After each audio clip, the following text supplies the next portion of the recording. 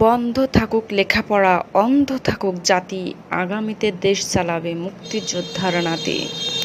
লাখো শহীদের রক্তে কেনা এই দেশটা কারোর বাপের না। কোঠা পদ্ধতি বাতিল হোক, মেধাবীদের মূল্যায়ন হোক। পিতার নামে কন্যা খাচ্ছে, কন্যার নামে নাতি, নাতির নামে পুতি খাবে, উপোস থাকবে জাতি।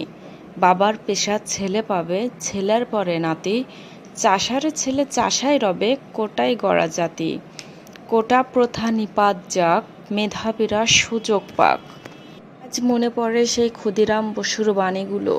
লড়ো, না লড়তে পারলে বলো, না বলতে পারলে লেখো, না লিখতে পারলে সঙ্গ দাও, না সঙ্গ দিতে পারলে যারা এগুলো করছে তাদের মনোবল বাড়াও।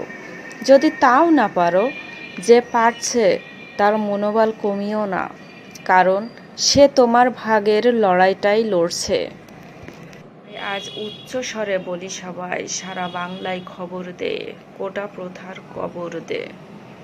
দিন আসে দিন যায়, কালের পরিক্রমায় সব কিছু সাদা কালো থেকে রঙিন হয়।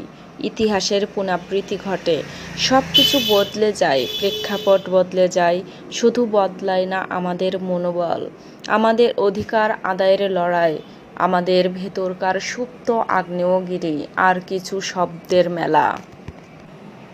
সে ফাল্গুনে আমরা কিন্তু দ্বিগুণ হব।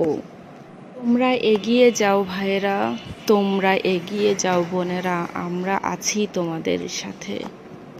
আবারও বলি, যারা পড়াশুনো করে না, চাকরির দরকার নাই, তারা কোটা সম্পর্কে কি বুঝবে? বন্ধ থাকুক লেখাপড়া, অন্ধ থাকুক জাতি, আগামীতে দেশ চালাবে মুক্তিযোদ্ধার নাতি।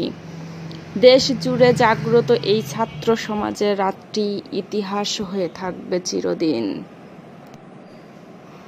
প্রতিটি ফ্যামিলিতে এখন উচ্চ শিক্ষিত ছেলেমেয়েরা আছে।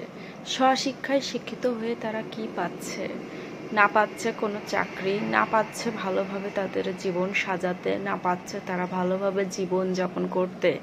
আর সেজন্য কোটা নয়, মেধায় চাকরি চাই। কোঠা প্রথা নিপাত যাক, মেধাবীরা সুযোগ পাক।